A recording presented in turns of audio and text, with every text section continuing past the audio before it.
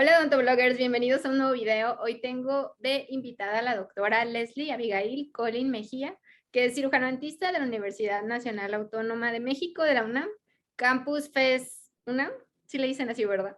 Es Zaragoza. FES Zaragoza UNAM. Y fuiste becaria de investigación internacional por la Universidad de Granada y tesista del Instituto Nacional de Cancerología de México. Bienvenida, ¿cómo estás, doctora? Hola, doctora Pau. Pues muchísimas gracias. Muy emocionada por estar aquí en su espacio y que nos brindara una ventana en su maravilloso canal. Muy contenta de estar aquí. Como bien me presentó, pues yo soy Abigail Mejía, la famosa doctora Alteraciones. No es cierto. Tu cuenta es súper famosa, que ahorita iba para allá, que nos platiques tu cuenta de Instagram como alteraciones-orales MX. Te has convertido pues en una cuenta súper importante en patología y siempre como basada en evidencias y te has vuelto súper famosa, pero nadie sabíamos si eras doctor, doctora. Platícanos cómo inició esta idea de hacer esta cuenta. Ok, doctora, pues sí, la verdad es que ha tenido un recibimiento muy importante. Yo no lo esperaba de esta forma. Realmente la cuenta de alteraciones orales nació como un hobby de pandemia durante los primeros meses de ella. Yo me encontraba en casa, dejé de trabajar o de salir al 100% entre marzo y agosto del 2020. Entonces necesito repasar, hacer infografías, trabajar en algo porque me estoy volviendo loca. Y de ahí nacieron las primeras imágenes y fotos que compartí. Muchos de esos casos los revisé directamente cuando estaba trabajando, cuando estuve haciendo mi servicio social. Entonces fue hacer una revisión de todos estos casos de los que ya tenía alguna fotografía, de los que ya tenía el diagnóstico y poder desmenuzarlos poco a poco y hacerlos digeribles para todos, ¿no? Creo que es lo más importante que he tratado de hacer, de ir paso a paso, no con términos muy complejos y siempre agarrados de algún artículo científico o algo que respalde lo que hicimos, ¿no? Sí, y sí, ha vuelto muy famosa en Instagram y dije, la voy a contactar, pero no, no conocíamos la cara de la persona que hay atrás de esta cuenta y me da gusto que estés aquí en Odontoblog, doctora Abigail. Y platícanos Muchísimas de tu gracias. tesis. Tú hiciste tesis del Instituto Nacional de Cancerología. ¿En qué consistió? Muy bien, doctora. Pues sí, yo llegué al Instituto Nacional de Cancerología en agosto del 2019, todavía fue la época antes de la pandemia, y pues es un servicio hermoso, son muy pocas plazas las que se ofertan, muchas universidades, tanto en la zona metropolitana como fuera del país, buscan la plaza. Entonces son muy pocas las oportunidades y yo bendecida y agradecida por tenerla. Cuando llegué al instituto desde el primer día vi un paciente con cáncer oral, con secuelas de radioterapia, de quimioterapia o de cirugías sumamente complejas y me cambió la vida. Literalmente llegar al instituto y ver la cantidad de sufrimiento y ver la cantidad de problemáticas que están relacionadas directamente con nosotros, me cambió la visión por completo, ¿no? ¿A qué condicionamos a un paciente por hacer un diagnóstico inoportuno? ¿A qué condicionamos a un paciente por no darle la información necesaria cuando ya se encuentra en tratamiento? Creo que eso desde el primer día sembró una semilla en mí que quiso seguir investigando. Entonces, conforme avancé mi estancia del servicio social, busqué las oportunidades de registrar un proyecto de investigación, ver qué es lo que podíamos hacer. Desafortunadamente por la pandemia se juntó con esta idea, porque fue como en febrero del 2020, cuando dije, sí quiero hacer una tesis. Y llegó marzo y nos suspendieron, dejamos de ir continuamente, las prácticas se modificaron un poco, entonces prácticamente ahí fue un tiempo perdido, pero en ese lapso pues yo seguía diseñando qué es lo que podíamos hacer y lo más viable era hacer un estudio retrospectivo, ¿no? Irnos 2 o 3 años para atrás, buscar los números de expedientes en las notas clínicas, cuáles eran los signos, síntomas que referían los pacientes a haber experimentado después de un tratamiento con radioterapia exclusivamente en cavidad oral.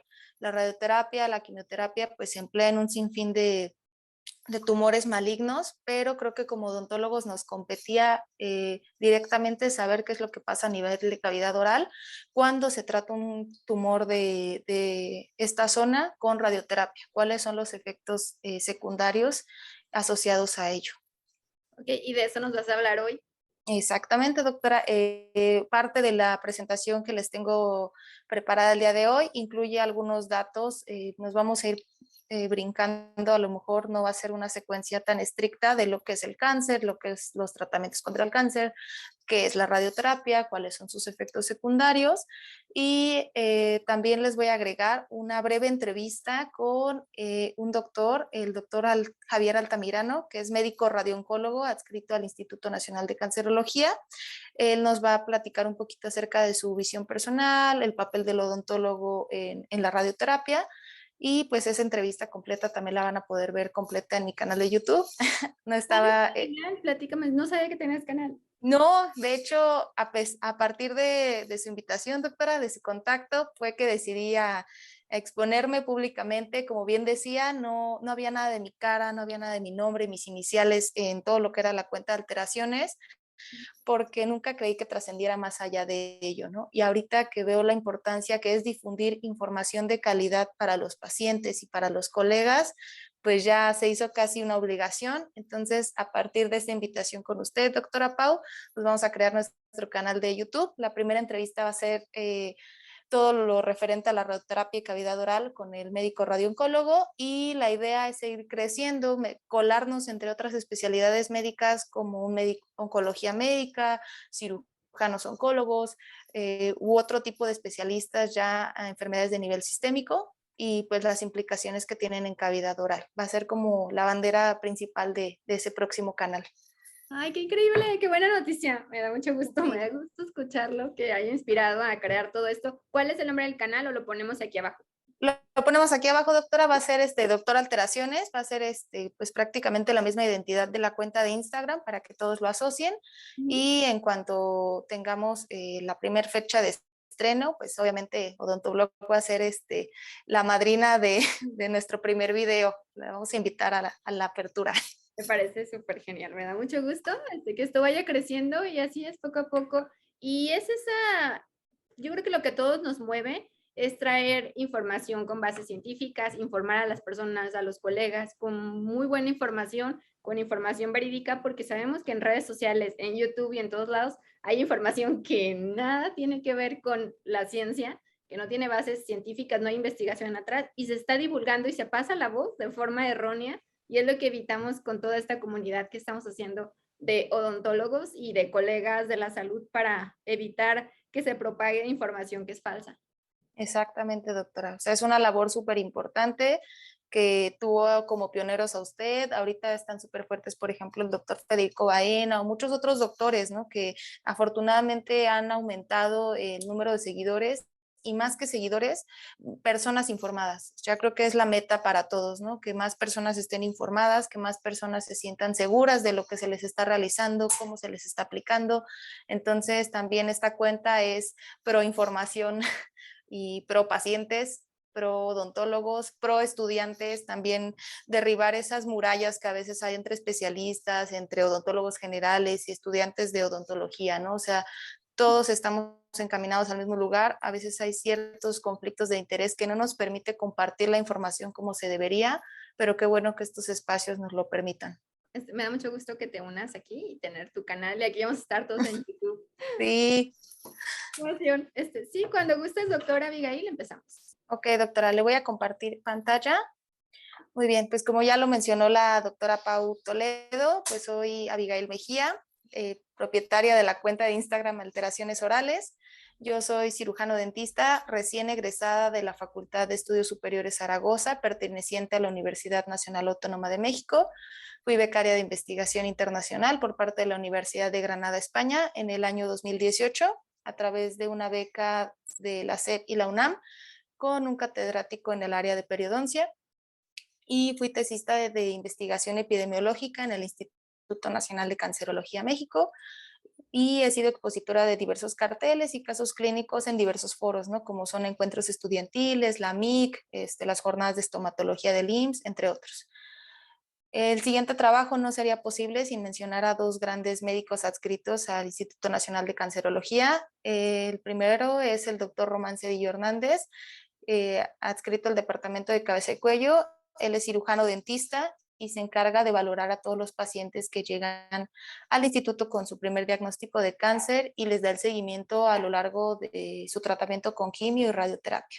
La segunda fotografía corresponde al doctor Javier Altamirano García. Él es médico radiooncólogo específicamente trata a los pacientes con tumores de cabeza y cuello, y ambos médicos me apoyaron a la elaboración del siguiente trabajo de investigación o algunos fragmentos que le voy a presentar de mi tesis, que fue efectos secundarios agudos en cavidad bucal inducidos por radioterapia en pacientes con carcinoma oral de células escamosas del Instituto Nacional de Cancerología México durante el periodo 2018-2020.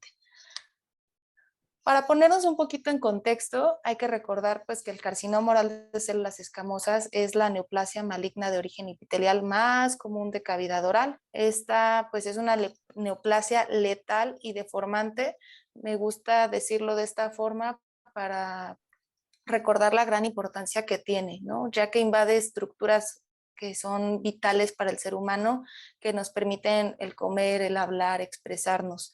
Las presentaciones clínicas del carcinoma oral de células escamosas son variadas. Pueden presentarse como un tumor exofítico en el borde lateral de la lengua o estructuras que están a simple vista, u otras que pueden estar, por ejemplo, de manera ulcerada, profunda y sangrante, ¿no? Por ejemplo, en este caso hay un paciente que le habían colocado implantes dentales, de hecho ya le habían indicado enjuagues de clorexidina, por lo mismo tiene estas pigmentaciones, y pues la úlcera o el proceso seguía activo, ¿no? Era un carcinoma oral de células escamosas que fue detectado inoportunamente. La siguiente imagen también es uno de los casos que más me ha marcado. Es un paciente que tenía 8 o 9 meses con esta lesión. Como vemos, ya era de tipo infiltrante, que estaba hacia el piso de boca. Entonces, esto nos habla de un gran compromiso de riesgo de metástasis, ¿no? Por la gran irrigación linfática que hay en esta zona. Y esta última figura, pues es como la presentación clásica del carcinoma oral de células escamosas, el cual está en el borde libre o en el borde lateral de la lengua.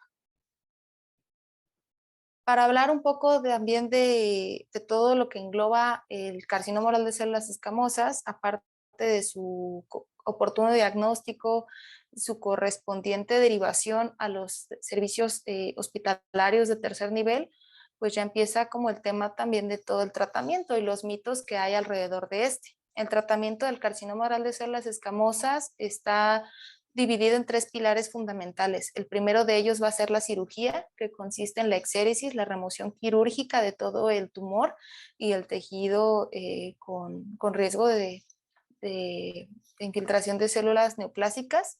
Esa es la primera opción del tratamiento del carcinoma oral de células escamosas en cualquiera de sus presentaciones. Va a depender mucho de la etapa clínica en la que llegue el paciente y las comorbilidades que éste tenga para ver si es candidato o no a una remoción de ese tipo. En segundo lugar va a estar la radioterapia de cabeza y cuello. Ahorita vamos a hablar un poco más profundo de ella, pero en general es la aplicación de radiación ionizante con la finalidad de destruir las células tumorales. Y por último, la quimioterapia, que es el empleo de fármacos antineoplásicos con la finalidad de eliminar o reducir las células tumorales. Bueno, como bien les mencionaba, la radioterapia es un tratamiento del cual hablamos de manera muy general, pero no sabemos realmente cuáles son sus aplicaciones, ¿no? Entonces, en el caso de los tumores de cabeza y cuello y algunas otras partes del cuerpo, la radioterapia es un gran tratamiento de elección porque evita defectos funcionales y cosméticos, ya que no vamos a remover el paladar, el maxilar, el piso de órbita para atacar un tumor localizado en esta zona. También tiene acceso a tumores irresecables que se encuentran en planos más profundos del cuerpo y que a través de la resonancia magnética pues hayan sido localizados, ¿no? Y que para el cirujano sean inaccesibles.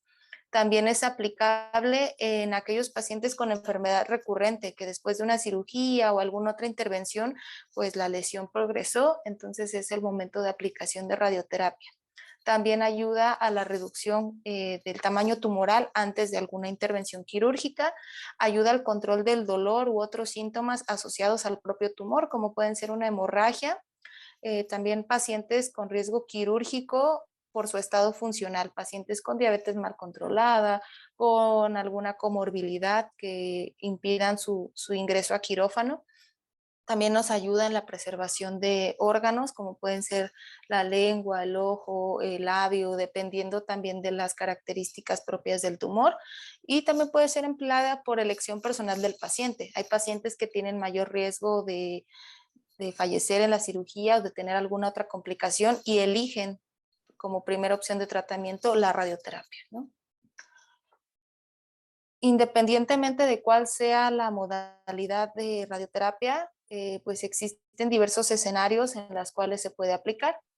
Algunos de los más importantes, en el caso de cavidad oral y cabeza y cuello, pues van a ser la radioterapia radical. Esta se emplea exclusivamente como único tratamiento con intención curativa. La radioterapia adyuvante es aquella que se agrega como complemento a la cirugía o a la quimioterapia como forma de ayuda para potencializar el efecto de alguno de estos dos tratamientos, ¿no? En beneficio del paciente. La radioterapia profiláctica es aquella que se emplea en lechos quirúrgicos o zonas que tienen posibilidad de metástasis o posibilidad de haber dejado alguna recidiva de células neoplásicas. Y la radioterapia paliativa, la cual desgraciadamente es ya solamente para el control de los síntomas, ya sean dolor o hemorragia propias del tumor, y ya es cuando el escenario para el paciente pues es desfavorable. De igual modo, independientemente de la modalidad de radioterapia aplicada, siempre va a aparecer toxicidad. La toxicidad en general se clasifica en dos tipos, la toxicidad aguda y la toxicidad crónica, o lo podemos traducir como los efectos secundarios agudos y los efectos secundarios tardíos. Los efectos secundarios agudos van a ser aquellos que aparezcan inmediatamente posteriores a la irradiación, pueden ser minutos, días, semanas después, hasta 3 meses de haber concluido el tratamiento. Y los efectos tardíos van a ser todos aquellos que aparezcan posterior a los 3 meses. Los efectos agudos tienen pues ciertas complicaciones, pero son transitorias, y los efectos tardíos son aquellos que ya tienen daños irreparables, ¿no? Ya sea las glándulas salivales, al hueso mandibular, entonces ambos son de gran cuidado. Ya los tardíos son como irreversibles. Exactamente, doctora, Ok. irreversibles. Los agudos, vamos a llamarlo así, son transitorios, y los tardíos ya de manera irreversible. Los efectos secundarios agudos por radioterapia, que fueron como mi tema de elección de tesis, me llamaron mucho la atención porque los pacientes, al menos los que tuve oportunidad de revisar y darle seguimiento a lo largo de sus tratamientos con radiación, tenían dolor intenso. Eran tratamientos que decaían mucho el ánimo del paciente, que le hacían pensar en suspender su tratamiento con radioterapia, a pesar de tener pues elementos para su manejo, ¿no?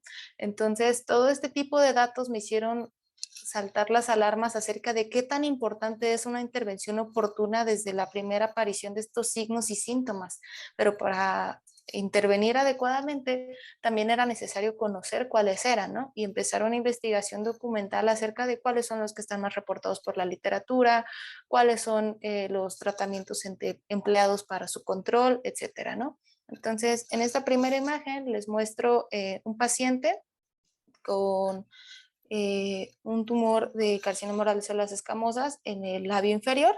Le hicieron la remoción quirúrgica y aunado a ello los tratamientos con radioterapia, es decir, fue una radioterapia de tipo adyuvante. Como podemos ver, pues hay presencia de candidiasis oral en todo el dorso lingual, hay edema de la lengua y presencia de varias úlceras y secreciones orales, ¿no? Entonces, todo ello son signos y síntomas que deterioran la calidad de vida del paciente en un momento muy inoportuno. También algo que hay que señalar de gran importancia de estos efectos secundarios agudos posteriores a la radioterapia es que aparecen en el momento más crítico de la enfermedad. O sea, el paciente se acaba de enfrentar a un diagnóstico de difícil aceptación, que es el cáncer, inmediatamente inicia su tratamiento y aunado a ello comienza esta serie gradual de signos y síntomas que son muy difíciles de afrontar, ¿no? A veces ellos se arrepienten inclusive de empezar el tratamiento, tienen muchas dudas. Entonces sí es súper importante recalcar que a pesar de ser transitorios, representan un gran reto para los pacientes que los presentan. Parte de lo que es, digamos, la metodología de mi tesis o lo que fue, era plantear una pregunta de investigación, ¿no? ¿Cuál es la frecuencia de los efectos secundarios agudos en cavidad bucal inducidos por radioterapia en nuestra población mexicana? Había muchos estudios acerca de otras manifestaciones en población española, en otras partes de Latinoamérica. En México solo había series de casos, no había un estudio epidemiológico retrolectivo con una cantidad de pacientes que fuera suficiente para determinar cuáles eran los efectos más frecuentes en población mexicana. Entonces fue como decidimos hacer un estudio epidemiológico a través de la búsqueda de expedientes electrónicos. Se calculó una cantidad de la muestra que era aproximadamente de 139 pacientes, de acuerdo al porcentaje de aparición de estos efectos reportado en la literatura, pero por causas ajenas al estudio y debido a la disponibilidad de pacientes con las que contaba el servicio de radiooncología en ese momento, pues solo fueron evaluados 125 pacientes o 125 expedientes electrónicos de pacientes que cumplieran con las siguientes características. Para ello hicimos un diseño general del estudio, pero algunos de los criterios de inclusión más importantes eran los expedientes electrónicos de pacientes de ambos sexos mayores de 18 años con diagnóstico confirmado de carcinoma oral de células escamosas y tratados exclusivamente en el Instituto Nacional de Cancerología. También pues era necesario verificar que todos los pacientes incluidos fueran expedientes electrónicos de pacientes que recibieron y concluyeron su esquema de radioterapia, independientemente de la modalidad elegida para él. Entonces, para ello se diseñó un periodo de tiempo aproximado entre el 2018 y 2020, revisar a cada uno de estos pacientes que recibió y concluyó su esquema radioterapéutico. También se hizo la revisión de todos esos pacientes que, aparte de haber recibido y concluido su esquema, se dieron un seguimiento mínimo de 3 meses posteriores al término de su radioterapia.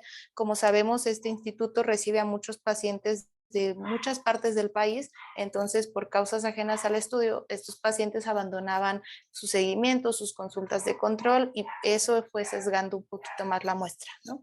Pero en general eran pacientes que hubieran recibido radioterapia, que hubieran concluido el esquema y con un seguimiento mínimo posterior de 3 meses para evaluar la toxicidad a través de lo que habían dictado sus médicos en las notas clínicas de evolución de cada consulta, ¿no? Las variables de este estudio fueron las dependientes o las que nos interesaban obtener, la mucositis oral, hiposalivación o serostomía. Había ciertos médicos que utilizaban los términos de manera ambivalente, entonces fue difícil hacer el análisis de cada una de estas notas y saber a qué se referían. También la disgeusia, disfagia y candidiasis oral, ¿no? Las variables independientes o las que tenían relación con que estos eventos sucedieran o no, pues eran el sexo, la edad de los pacientes y el esquema de radioterapia recibido. Nos vamos a brincar toda la parte metodológica, toda la parte aburrida y nos vamos a ir directamente a los resultados. La primera gráfica que les presento es el porcentaje de pacientes afectados o con efectos secundarios agudos bucales por radioterapia. De esos 125 expedientes electrónicos de pacientes sometidos a radioterapia por carcinoma oral de células escamosas, el 96% de ellos tenía uno o más efectos secundarios. Entonces, este gran porcentaje nos habla de la importancia que tiene todo este tipo de lesiones, ¿no? Solo un 4%, es decir, 4 o 5 pacientes de toda la muestra no refirieron un solo efecto secundario, ¿no? Entonces, de 125 aproximadamente 120 sí los presentaron. Y esto nos hace traspasarlo a otros institutos del país, a otros hospitales de tercer nivel o instituciones privadas y nos hace pensar en la importancia que esto tiene, ¿no? La canalización oportuna del paciente, pero también el seguimiento a largo plazo, el seguimiento después de la aplicación de cada uno de estos tratamientos y las implicaciones que tiene en su calidad de vida. La siguiente gráfica es la frecuencia y porcentaje de efectos secundarios agudos bucales. De toda la investigación que realicé, detectamos 5 efectos principales, los cuales van en orden decreciente. El número 1 de ellos, indiscutible, la mucositis oral. Sabemos del legado que esta manifestación oral tiene. Desde las primeras inmersiones de Marie Curie, el radio, el polonio, pues sabemos que son pues lesiones de la mucosa, irritaciones, úlceras que causan dolor y algunas otras sensaciones subjetivas en el paciente, pero que conllevan una serie de dificultades, ¿no? Entre ellas es una cadena. La mucositis va seguida de la serostomía, después de la disfagia, después de la disgeusia y por último de la candidiasis oral. Y esto se refleja en estos resultados, ¿no? La mucositis oral estuvo presente en 93 pacientes, la serostomía o hiposalivación en 72 de ellos, la disfagia en 50 de estos, 48 pacientes tuvieron disgeusia y 25 aproximadamente tuvieron candidiasis oral. Le digo, todo esto también fue muy difícil de compilar, ya que las notas médicas pues, tenían diversos síntomas que teníamos que encasillar en de qué se trataba, ¿no? Por ejemplo, la serostomía, pues sabemos que es la sensación subjetiva de sequedad oral, pero muchos médicos la describían de esa forma, otros le ponían hiposalivación. En la disfagia, obviamente en las notas ellos ponían dificultad de tragar alimentos sólidos, o la disgeusia, falta de percepción de sabor. Entonces sí fue un poco difícil. ¿Y les hacían pruebas a los pacientes o nada más era lo que el paciente reportaba? Era lo que el paciente reportaba en ese momento. Ya para lo que hice de investigación o ya de la parte formal, pues sí buscábamos trasladarlo a donde están las escalas, ya sea de la OMS, del Instituto Nacional de Cáncer, de la ASCO, pero sí, la verdad es que los médicos no tenían criterios unificados y esto también sucede en odontología, ¿no? Hay pacientes que llegan nada más y te dicen tengo ardor y les mandas clorexidina, algún otro enjuague, entonces también es lo importante de resaltar todos estos resultados, ¿no? Ahorita nos vamos a ir poco a poco con ellos.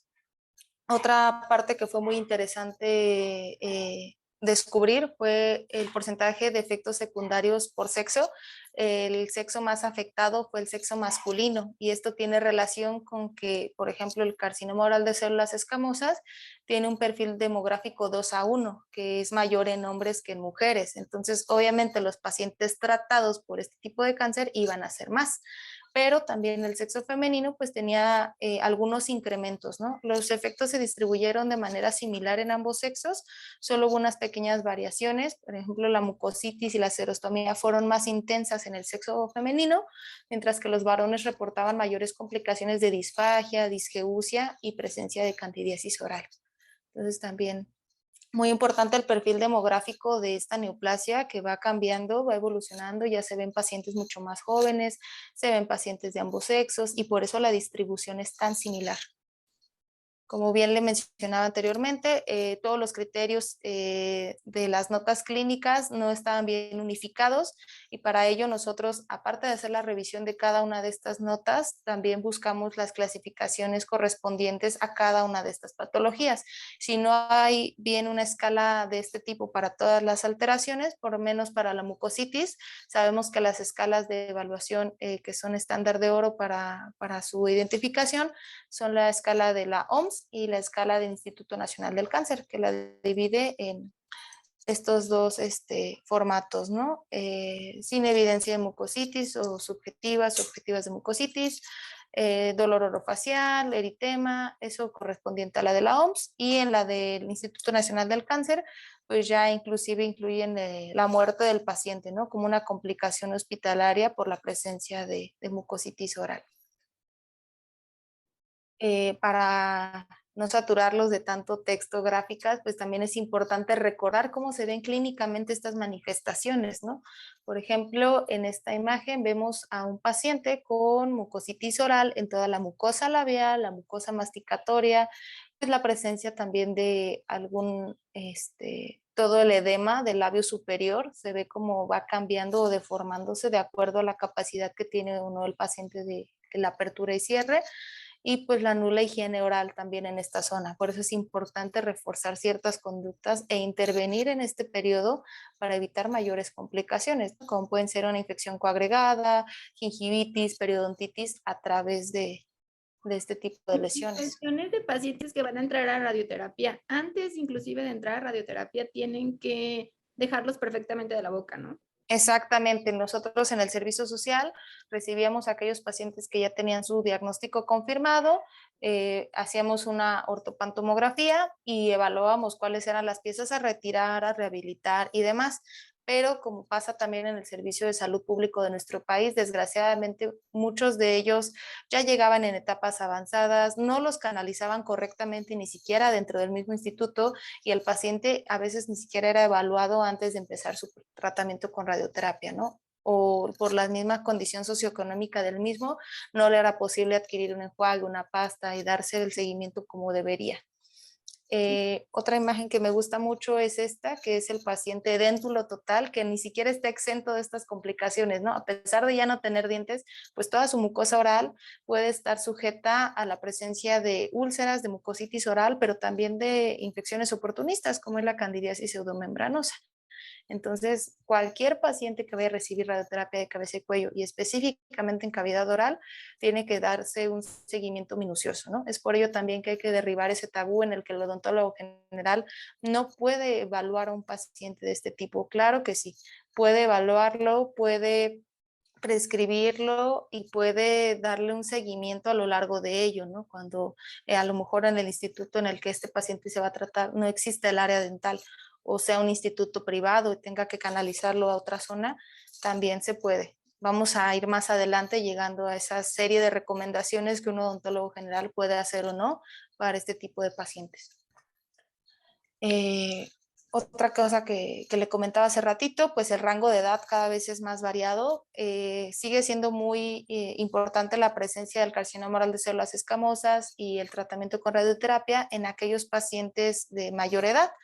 Yo dividí el rango de edad de todos los pacientes de la muestra en 3 bloques, los adultos jóvenes de 18 a 39, los adultos medios de 40 a 59 y los adultos mayores de 60 hasta 99 años de edad, ¿no? Los pacientes jóvenes, pues sí era un menor porcentaje del 10.4%, pero pues es un porcentaje elevado también, ¿no? De la presencia de pacientes de entre 18 y 39 años de edad con cáncer y sometidos a radioterapia. El siguiente bloque, el de pacientes de adultos medios, pues un 42.4%, ya casi la mitad de los pacientes afectados, ¿no? Y los adultos mayores, desgraciadamente, pues son aquellos que ocupaban el primer lugar de pacientes con efectos secundarios agudos. Muchas teorías o muchos artículos remarcan que es acerca de la menor reserva de células pluripotenciales en este grupo de edad o algunas otras cuestiones sistémicas que hacen que ellos sean más susceptibles al desarrollo de estos efectos, ¿no? También hay muchas cosas que seguir investigando de acuerdo a la presentación de estas lesiones en este grupo de pacientes. También recordar pues, que la pirámide poblacional cada vez se va invirtiendo más y cada vez vamos a ser más viejos y es importante saber no solo detectar el cáncer, sino también las complicaciones que de su tratamiento derivan en este sector poblacional en específico, ¿no? Difícilmente vamos a ver a lo mejor un paciente muy joven, un paciente pediátrico con este tipo de manifestaciones, pero sí es, cada vez va a ser más frecuente ver a pacientes geriátricos manifestando alguna de estas situaciones. Otro punto muy importante dentro del estudio pues, fue saber cuál era la frecuencia de efectos secundarios agudos de acuerdo al esquema de radioterapia recibido. El esquema adyuvante fue aquel que estuvo asociado a una mayor cantidad de efectos secundarios agudos por radioterapia. Recordemos que el esquema adyuvante era aquel que iba a complementar o ayudar a un primer tratamiento, como podía ser la cirugía o la quimioterapia. Por ello, sus efectos, tanto benéficos como adversos, se van a potencializar, ¿no?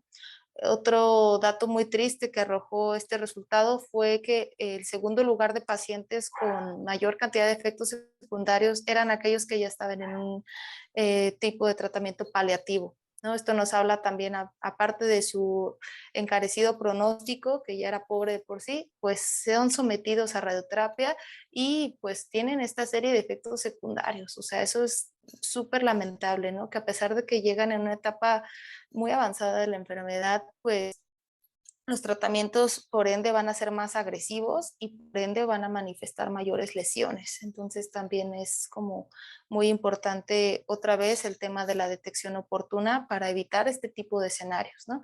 Sin en cambio, aquí vemos el contraste. Aquellos pacientes que fueron sometidos a radioterapia radical o con intención curativa porque su pronóstico era mejor, pues tenían menos efectos secundarios agudos, ¿no? Entonces, otra vez, jalón de oreja para todos los odontólogos y médicos generales que no hicieron un diagnóstico oportuno.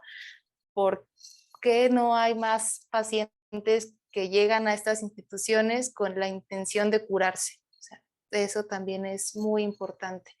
Es fundamental otra vez recalcar ese punto, ¿no? Sí, Las complicaciones, el el diagnóstico diagnóstico. nos llega a nosotros a nuestra universidad de estudiantes, nos llega a Ujú. nuestro consultorio una úlcera que no cicatriza después de por 15 más de 2 días, semanas. ajá, y no la remitimos, no hacemos nada, se nos va el paciente, le perdimos el contacto.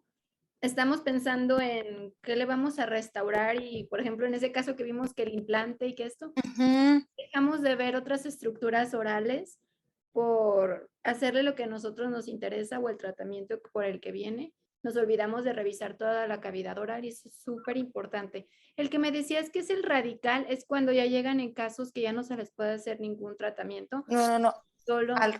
Era el paliativo, doctora. El Ah, paliativo ok. ya es con la finalidad de paliar un síntoma en específico cuando el paciente, pues ya por su estado de salud, por la etapa clínica en la que llega, no es candidato a cirugía o a quimio, radioterapia, a otros tratamientos, se les indica el esquema paliativo. Y el radical es aquel que se utiliza radioterapia de manera exclusiva en etapas tempranas con la finalidad de curarlos. Cuando el diagnóstico está, pues Ujú, es como muy preventivo, o sea, como que fuera exactamente. de etapa.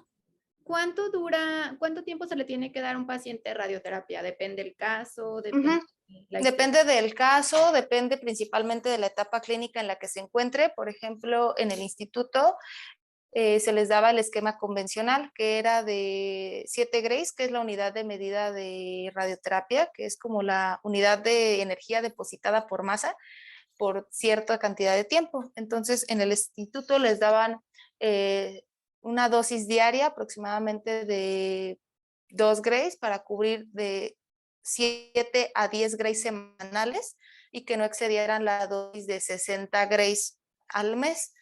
Va a depender mucho del esquema en el cual se le esté aplicando al paciente. Esquemas más antiguos o poco convencionales son más tóxicos y esquemas más modernos, como la radioterapia de intensidad modulada o de otro tipo de programas, pues van a ser más nobles con los tejidos, ¿no? Entonces va a depender mucho de eso, pero en general, por ejemplo, en el Instituto Nacional de Cancerología se les daba el esquema convencional donde eran 2 grays al día por 5 días y 2 de descanso. Iban los pacientes, es decir, a sus sesiones de lunes a viernes, descansaban los sábados, domingos. Y las sesiones de radioterapia en general son muy cortas, no duran más de 15 minutos. Si bien el proceso de radioterapia, desde que llega el paciente al instituto y se le da su diagnóstico, es complejo, la aplicación del tratamiento en sí es muy rápida. La aplicación del tratamiento con radioterapia consiste aproximadamente en 5 fases, que la primera es la simulación. Se hace una tomografía computarizada con la finalidad de sacar un esquema 3D del paciente y utilizar un molde que sea como un inmovilizador para que sea una máscara tridimensional y a través de ángulos balísticos la radioterapia penetre directamente en la zona a tratarse. Después de la simulación, pues ya se hace el diseño o la planeación de su dosis, de cuáles son los órganos de riesgo, cuáles son los órganos que van a preservar o cuidar en esas zonas. ¿Qué otra fase es la que sigue? La ejecución propia del tratamiento. Le digo, las sesiones por lo general se administran de manera ambulatoria, pueden durar de 15 a 30 minutos y pues es cuando se le solicita al paciente que se recueste, que permanezca quieto, se le coloca esta máscara inmovilizadora y pues se hace la aplicación de los fotones de la radiación ionizante. Y ya las siguientes etapas de la aplicación del tratamiento pues son los controles transoperatorios. Se controla otra vez a través de estudios de imagen, pues ver si sí está disminuyendo o no el tamaño tumoral, si la dosis fue adecuada, si el paciente no se movió durante la aplicación del tratamiento y ya los controles por radioterapia para determinar si es necesaria pues la aplicación de algún otro tratamiento o si ya se da de alta al paciente, ¿no? Ok, Sí, ¿por sí, es cuántos meses se aplica o depende cada caso? Depende de cada caso, o sea, cuando por ejemplo es un tratamiento paliativo, había pacientes que a lo mejor iban menos de una semana, que se les aplicaba 2 veces al día para control de la hemorragia o para control localizado del dolor de ese tumor y nada más, ¿no? Va a depender también mucho de la edad y algunas otras complicaciones que el paciente tenga, pero sí digamos que el esquema convencional dura 4 semanas, una vez al día, 15 minutos, 2 días de descanso aproximadamente. Ya como para concluir esta parte de lo que mi estudio de epidemiológico de tesis, pues solo vamos a recalcar los resultados, ¿no? El 96% de los pacientes que revisé estuvieron afectados por alguno de estos efectos secundarios agudos. Recordemos que fueron 5 los encontrados en población mexicana: mucositis oral, hiposalivación y serostomía, disgeusia, disfagia y candidiasis oral. Otro punto a resaltar, pues, es que el sexo masculino fue el mayormente afectado por estos efectos secundarios.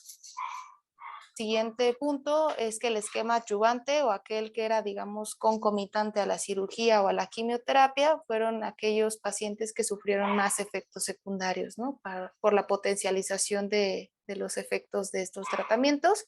Y la media de edad de aparición de cada una de estas lesiones fue alrededor de los 58 años, ¿no? Como lo veíamos, el grupo ya correspondiente a adultos de una edad más avanzada.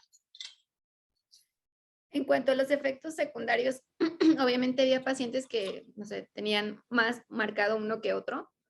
Sí, ¿Te acuerdas sí, al paciente era lo que le recetaban o le recomendaban? claro que sí, a eso vamos, doctora. Ya pasando de esta parte del tema epidemiológico y de los datos, me quiero basar en 2 artículos muy importantes para el manejo de la mucositis oral por quimio radioterapia en pacientes con cáncer de cabeza y cuello. Esta fue una revisión de la literatura y era como nuestra guía de manejo clínico para estos pacientes, ¿no? También otro de los artículos es la mucositis de cabeza en pacientes con cáncer de cabeza y cuello. Otra vez una revisión sistemática de la literatura para saber un estatuto y un consenso de un grupo de especialistas en oncología.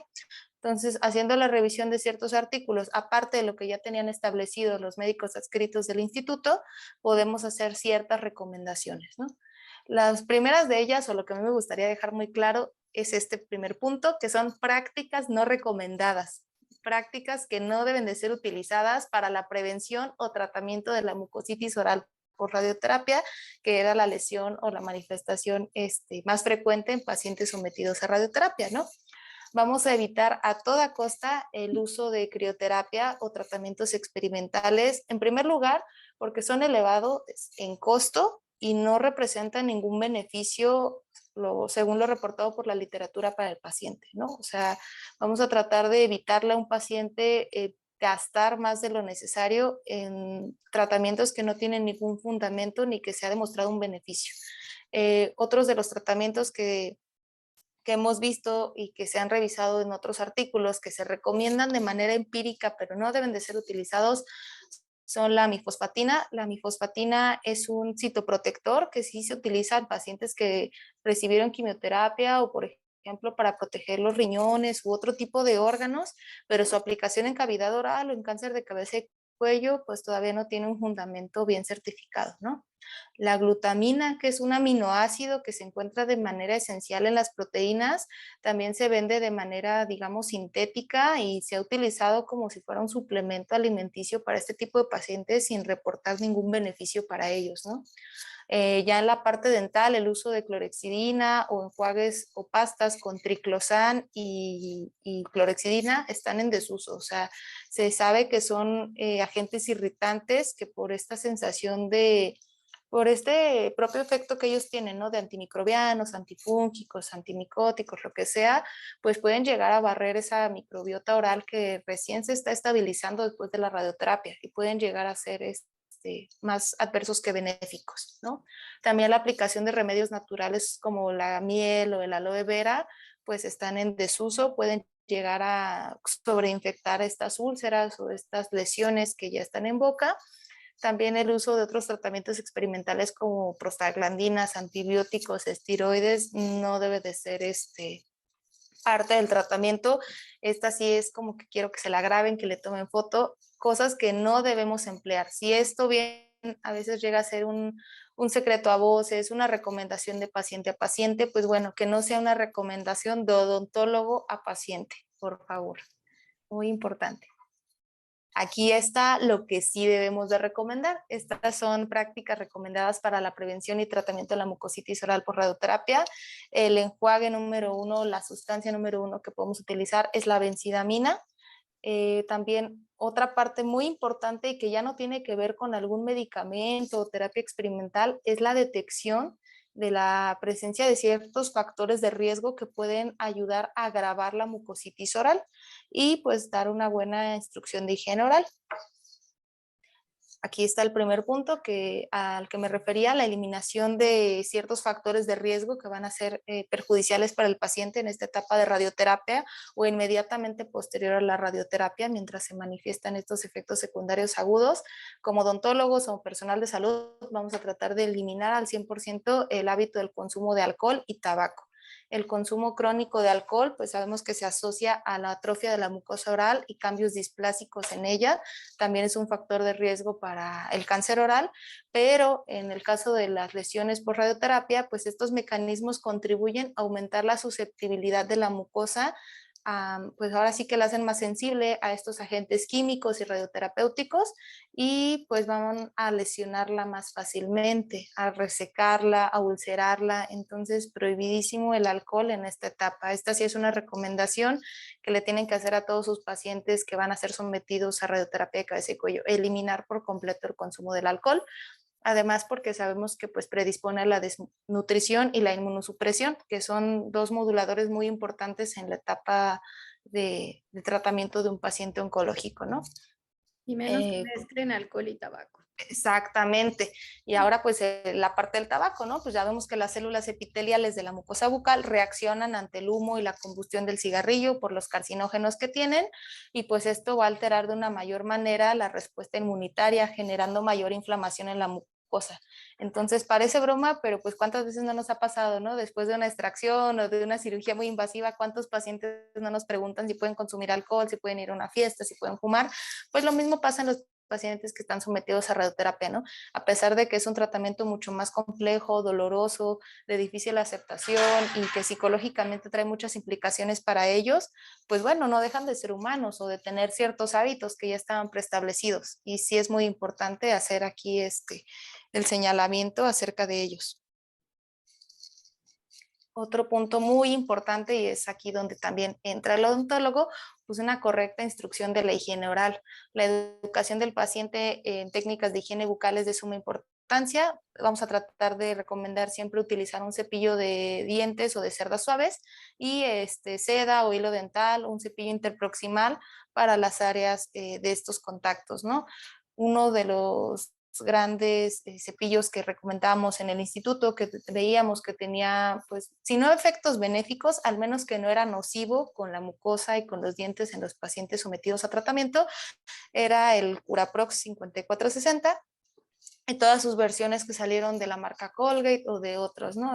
Que son muy suavecitas, ¿no? Exactamente, se buscan cerdas suaves, que no tengan filamentos, que no tengan desniveles, que no vayan a atrofiar más todo el tema de la mucosa masticatoria, que como también vimos ahí se presentan úlceras, entonces vamos a tratar de buscar siempre una técnica adecuada para nuestro paciente, ya sea Stillman, Bass, la que sea, pero que sea personalizada de acuerdo pues, a las características dentales o del reborde alveolar que tenga nuestro paciente, ¿no? Sí es importantísimo hacer una correcta detección de las necesidades de nuestro paciente. El control de la enfermedad periodontal o caries preexistentes son fundamentales también para hacer una intervención antes y durante el tratamiento, ¿no? Si bien ya durante el tratamiento no podemos hacer procedimientos invasivos, pero a lo mejor aplicaciones tópicas de fluoruro, el uso de ciertos enjuagues para mitigar las infecciones que ya existían de manera previa, ¿no? Una limpieza dental también es súper importante para el control de la mucositis oral o para evitar cualquier aparición de estos síntomas, ¿no? También la higiene interproximal y demás. Otro punto muy importante, pues se sugiere el uso de productos de cuidado bucal que no contengan alcohol y que no tengan un sabor intenso, ¿no? Regresando al punto de la clorhexidina, del triclosan, agentes que no sean nocivos para la mucosa. Y pues también las prótesis orales se deben de mantener limpias y suspender su uso durante la noche y en presencia de una mucositis oral o una lesión secundaria a la radioterapia manifiesta, ¿no? Cuando ya existen algún síntoma de este tipo, lo más recomendable es suspender el uso de prótesis o aditamentos, retenedores, lo que sea, que provoquen una mayor inflamación localizada en la mucosa bucal. Otras recomendaciones súper importantes es que le digamos a nuestros pacientes que están sometidos a radioterapia, pues que aprovechen los momentos de mayor ánimo y menor fatiga para realizar sus comidas fuertes, así como el consumo de snacks a lo largo del día. Va a ser muy, muy importante para su recuperación la ingesta de proteínas a través del consumo de carnes rojas, de lácteos, huevo, aquellos pacientes que sean veganos o que tengan algún otro tipo de requerimiento nutricional, pues bueno, frijol, lentejas, habas, soya, o sea, el chiste es seguirse nutriendo adecuadamente, también tener una ingesta suficiente de agua.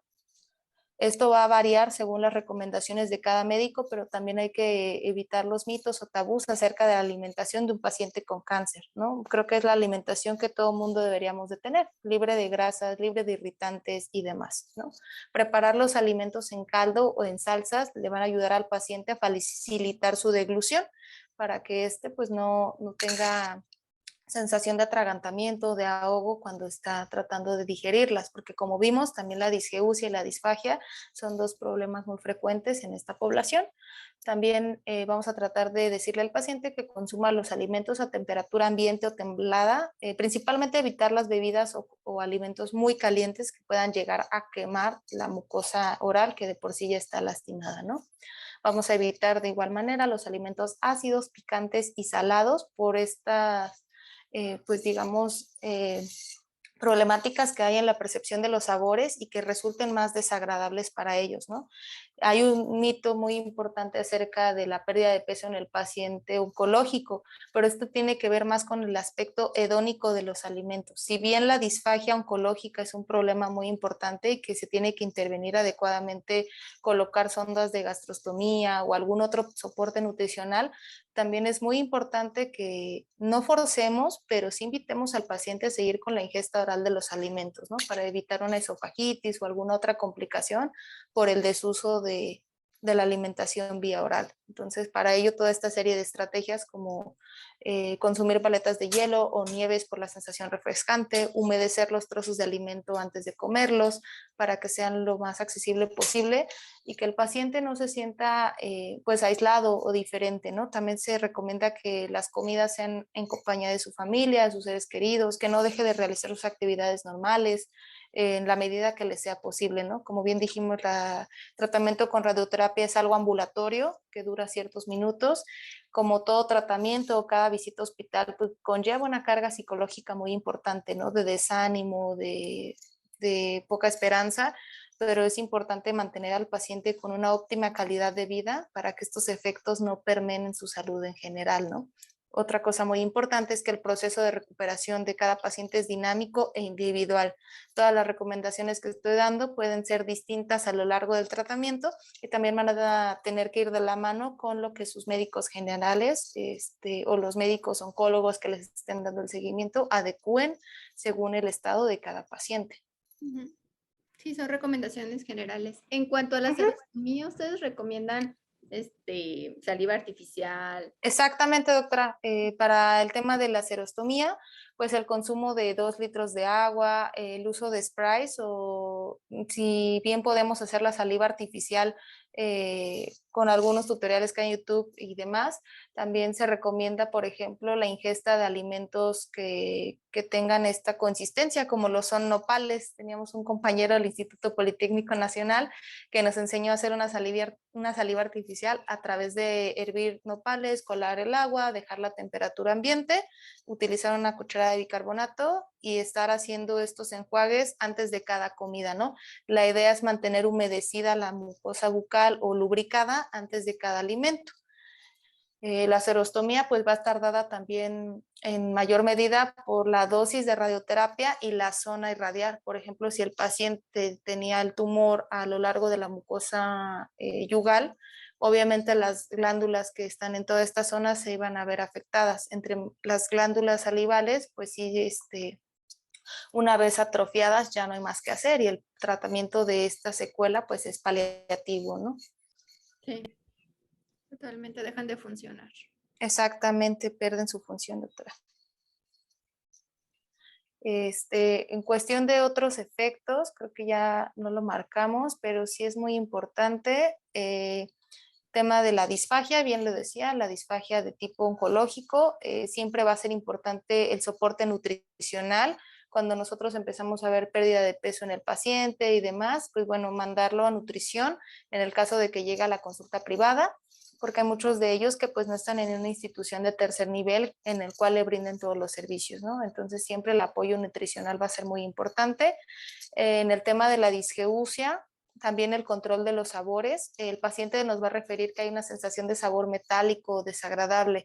Entonces, por lo mismo, evitar los alimentos muy salados, muy ácidos, que puedan no atrofiar las papilas gustativas, pero sí no irritar más esa zona, ¿no? Todos los efectos secundarios agudos que les mencioné, cada uno pues tiene diferentes mecanismos, ¿no? O fisiopatología. En el caso de la mucositis oral, pues es el daño directo de la radiación sobre las células de la capa basal, el cómo se van replicando, el cómo se van dañando, es uno, ¿no? El tema de la serostomía, pues ya le digo, va más influenciado, ¿no? Por el tipo de tratamiento empleado, la zona, a lo mejor un paciente con un tumor en la base de la lengua, que haya utilizado algún stent intraoral o algún protector de los tejidos, pues bueno, no se va a ver tan afectado como un paciente que tuvo un carcinoma en otra zona, ¿no? El tema de la disfagia, pues tiene que ver también con los ejercicios que haga el paciente para tratar de deglutir por vía oral y por la sensación también de serostomía, cuando hay pocas secreciones salivales y el bolo alimenticio no está humedecido de una forma adecuada, pues va a haber disfagia al deglutir, ¿no? Entonces también ahí es otro proceso. También en La disgeusia. candidiasis, también atenderlos como odontólogos generales. Exactamente. Y en el tema de la candidiasis es lo mismo, ¿no? Sabemos que después de que se desprenden estas placas blancas, pues hay cierto ardor, la mucosa queda eritematosa y ya como odontólogos pues podemos prescribir un antifúngico y darle el control como amerita, ¿no? Hay muchos también mitos acerca de otras soluciones que podemos aplicar y también cualquier situación que vayamos a abordar en el consultorio, pues siempre que sea basada en evidencia científica, ¿no? Si bien hay 2 o 3 artículos que a lo mejor respaldan que la aloe vera sí funciona, ok, o sea, hagámoslo. Va a depender también mucho del contexto social en el cual nos encontremos y la accesibilidad a los servicios que tenga cada uno de estos pacientes. Pero en general, como otras recomendaciones, pues son estas, ¿no? El uso de benzidamina es el único enjuague que está, digamos, certificado o demostrado que es benéfico para la sensación del dolor y de la mucositis oral asociado a este. Otro son los enjuagues alcalinos, que es enjuagues de agua de bicarbonato. Cuando el paciente a lo mejor no tenga la solvencia económica para comprar un enjuague de benzidamina, pues evitar los enjuagues que tengan alcohol u otro tipo de sustancias y optar por algo más natural, ¿no? Que pueden ser estas soluciones alcalinas preparadas en casa. Además de, pues esto, detectar y eliminar los factores de riesgo para una mucositis o efectos secundarios más severos. En cuanto a los efectos secundarios post radioterapia, como tú decías, como tú dices, doctora Abigail, pueden durar años, inclusive posterior a que te hayan realizado la radioterapia. O sea, que el paciente haya pasado meses, inclusive años, ¿verdad? Sí, en este caso, lo que les presenté anteriormente fueron los efectos agudos, pero no hay que dejar de lado todo lo que es la toxicidad crónica. La toxicidad crónica, pues bueno, sí, como bien lo dice la doctora Pau, puede durar inclusive meses o años, y esto va a depender de, le digo, las zonas radiadas inicialmente.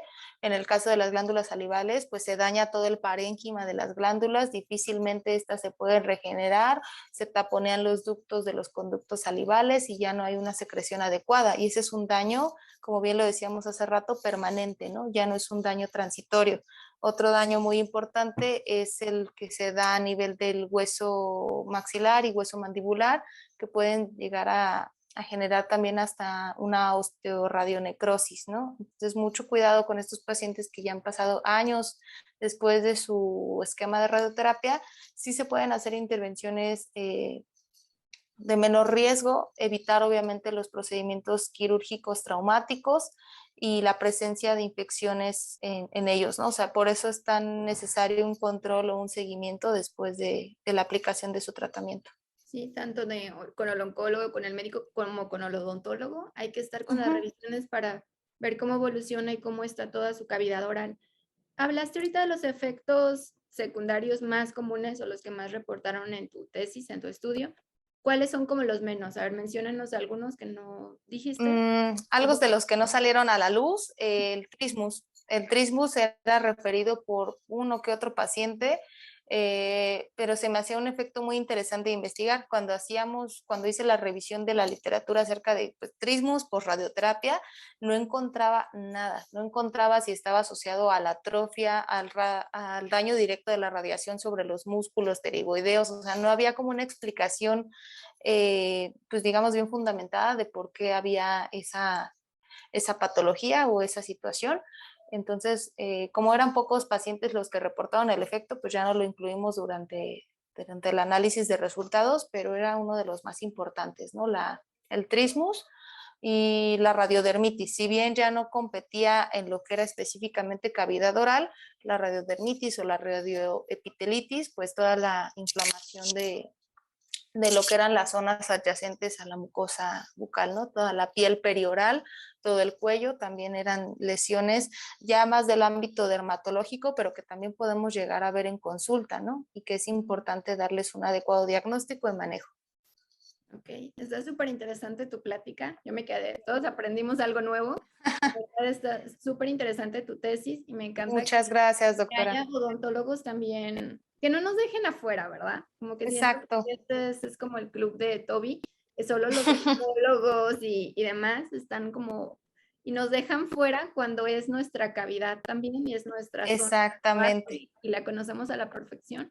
Pues antes de terminar, y justo muy atinado su comentario de que los oncólogos a veces nos dejan fuera, hay otros oncólogos que nos quieren dentro, y parte de los que yo tuve la gran fortuna de conocer fue el doctor Javier Altamirano, que es médico radiooncólogo, y me gustaría compartirle una serie de preguntas que más adelante van a ver en mi canal, pero preparé unas exclusivamente para esta entrevista que vamos a tener con usted acerca del papel del odontólogo en esta área de la oncología. A continuación vamos a presentar un video muy importante acerca del papel del odontólogo en palabras del doctor Javier Altamirano, médico radiooncólogo del Instituto Nacional de Cancerología. Hola, soy Javier Altamirano, soy médico radiooncólogo, me dedico al tratamiento de tumores de cabeza y cuello desde hace 5 años en un instituto al sur de la Ciudad de México. Yo creo que respecto a esa pregunta, el odontólogo lo que debe saber es pues, identificar lesiones premalignas sobre todo y malignas, ¿no? O sea, tener una rotación en un hospital como este y decir, pues esto a simple vista tiene una alteración no común que parece cáncer, ¿no? Sobre todo las lesiones premalignas, ¿no? Que se llegan a presentar en la mucosa bucal, la eritroplaquia, la leucoplaquia y la mezcla de ambas, son manchas rojas, manchas blancas que aparecen en distintas zonas de la boca. Son estas lesiones que pueden evolucionar, que no son cáncer, pero pueden evolucionar, y obviamente el cáncer mismo. Un dato que yo considero muy de gran relevancia son 6 puntos que recomiendan la Unión Europea, 6 síntomas o signos que persistan más de 3 semanas. Tienes que acudir con un odontólogo experto en la materia de cáncer o con un oncólogo que se dedique sobre todo a cabeza y cuello, ¿no? Estos síntomas son precisamente una mancha blanca, roja o ardor de la boca que dure más de 3 semanas, nariz tapada o sangrado nasal que dure más de 3 semanas, ronquera o llamada disfonía por nosotros que dure más de 3 semanas, dificultad para pasar alimentos que dure más de 3 semanas, una bolita o masa en el cuello que dure más de 3 semanas, alerta roja, no vayas con cualquier médico. Yo sugeriría ir directamente con un oncólogo si el síntoma persiste más de 3 semanas. Efectivamente, este comentario es fuerte, pero muy real, ¿no? El hecho de estar retrasando la atención del cáncer de cabeza y cuello solo empeora el pronóstico de los pacientes. No es ético ni moral, tanto por un médico o odontólogo, estar tratando de adivinar de qué se trata sin tener una base sólida, ¿no? Si no se sienten confiados con la atención que tienen, es muy recomendable que pues lo refieran, ¿no? A un centro con experiencia. Los centros con experiencia han demostrado en muchos estudios que mejoran el pronóstico en el paciente siempre y cuando sea toda una comunidad, ¿no? Que el médico u odontólogo de primera atención tenga las bases para decir esto no está en mis manos, debes de irte a un nivel experto. Más bien el papel del odontólogo es fundamental en los tratamientos de radiaciones en la cabeza y cuello, sobre todo cuando nos acercamos o tratamos la cavidad oral. Es fundamental debido a que se debe de enviar al paciente con el odontólogo previo al tratamiento con radiaciones para que el odontólogo haga una valoración exhaustiva en busca sobre todo de piezas dentales deterioradas, ¿no? Y tratar de realizar alguna reparación en ellas y de ser necesario alguna extracción previa a la radiación, sobre todo 2 semanas antes de iniciar la radiación, es básico en este servicio.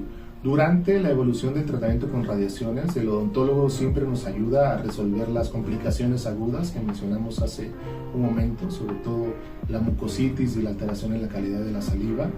Y de forma posterior, el odontólogo sigue jugando un papel fundamental debido a que el deterioro en la calidad de la saliva puede o lleva al paciente a desarrollar caries llamadas por radiación.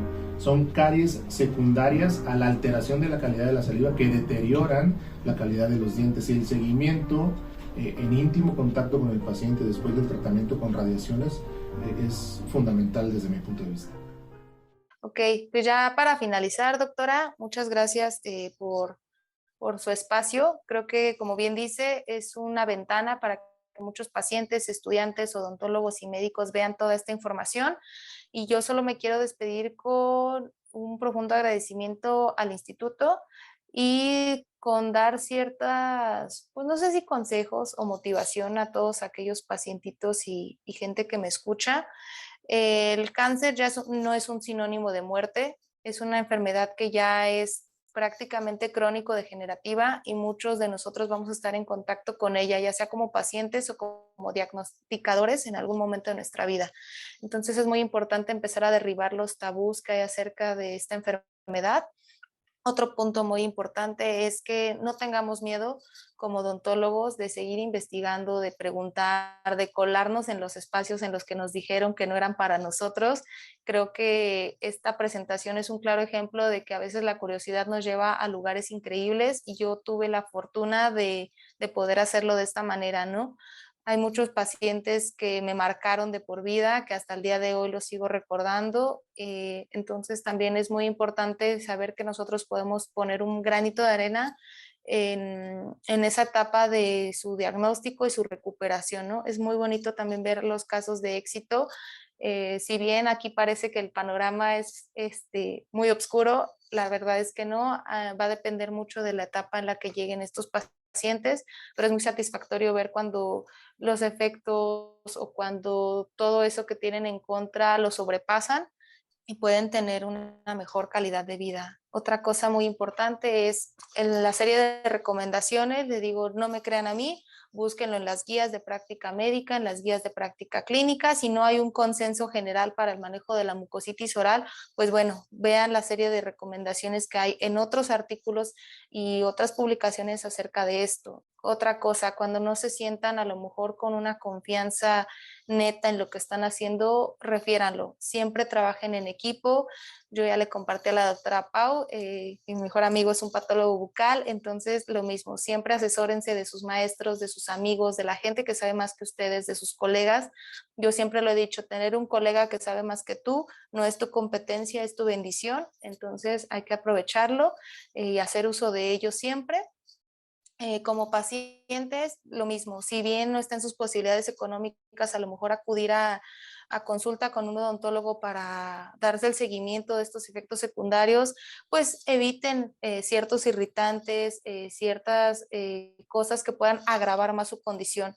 No utilicen remedios caseros, no se froten, no se lastimen más allá de lo que están y busquen siempre el asesoramiento a través de a lo mejor otros espacios. Siempre hay dispensarios públicos, centros de salud que a lo mejor están abiertos, universidades públicas que están abiertos a darles la atención. Entonces no se cierren.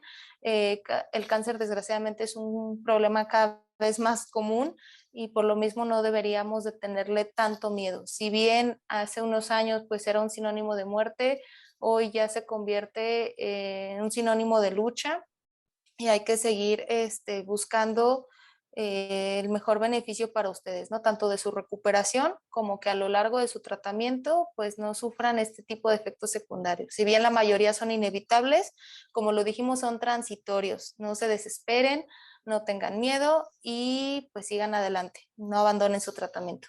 Sí, muchas gracias. En cuanto, sí, como que ahí entra el costo-beneficio y hay más beneficios Exactamente. en la radioterapia y en la quimioterapia, entonces esas alternativas que en no hacértelo y en los efectos secundarios. Exactamente, doctora.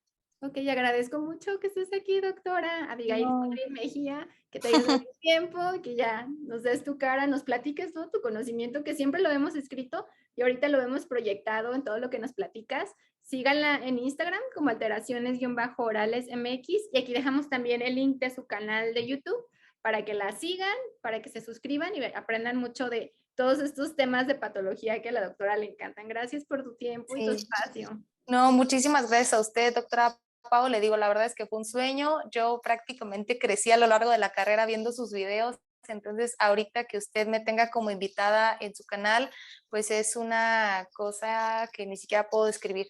Otro comentario muy importante, pues yo creo que igual a los chicos que están estudiando o que están emergiendo a través de las redes sociales y de todo esto, pues es que no paren, que sigan, que busquen toda esta serie de espacios de oportunidades. El conocimiento bien fundamentado es algo muy importante y muy valioso, así que no se desesperen, a lo mejor si tienen 5 likes en su primera publicación, o cosas por el estilo, ¿no? Esto es un proceso gradual, hay que ser constantes y seguir adelante con lo que nos apasiona. Le digo, en mi caso, pues sí es la patología bucal, la odontología oncológica, la cirugía oral y maxilofacial, pero hay muchas otras ventanas que todavía no están exploradas dentro de la odontología y que pues yo sé que alguien por ahí lo está haciendo y esperamos que algún día veamos igual su carita. Sí, me da gusto tenerte aquí, doctora, y sígala en redes. Gracias por tu tiempo, por estar aquí. Un gustazo que me hayas contestado, que estuviéramos en contacto y que ya estuvieras aquí en el canal. Me da muchísimo gusto y esperemos ver próximamente también al doctor César en mi canal.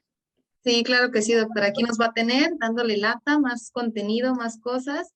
Le digo, ahorita pues fue una pequeña parte, ¿no? Un extracto de lo que fue mi tesis. De igual manera, cualquier persona que se quiera acercar para alguna información más específica, a lo mejor de un caso que le ha tocado tratar o de algo que tiene duda, les vamos a dejar nuestro contacto, tanto el del patólogo bucal como el mío. Alguna mano, lo que quieran, alguna segunda opinión, pues también estamos para servirles. Gracias. Y parte de la entrevista que vimos, la otra parte va a estar en tu canal. Exactamente, doctora. Parte de estas preguntas que le hicimos al médico radiooncólogo van a estar en mi primer video de mi canal de YouTube, que es pues la radioterapia y las complicaciones orales. Y pues todos estos que más o menos les estoy diciendo, pues ya asesorado por un médico radiooncólogo. Muchísimas gracias, doctora No, Abigail. pues muchas gracias Un a usted. abrazo y sabes que eres bienvenida cuando quieras hacer colaboraciones, hablar aquí a Odontoblog. Estoy feliz de que estés aquí. Te mando un abrazo hasta Estado de México. Sí, Estado de México, límites de la Ciudad de México. Estado de México, Ciudad de México, hasta allá un abrazote aquí desde Guadalajara y síganla en redes. Gracias. Dejen aquí dudas, comentarios, aquí en el video les vamos a estar contestando y suscríbanse aquí al canal. Nos vemos hasta un próximo video. Gracias, doctora. Muchas gracias por todo, doctora, que esté muy bien. Gracias, bye, suscríbanse.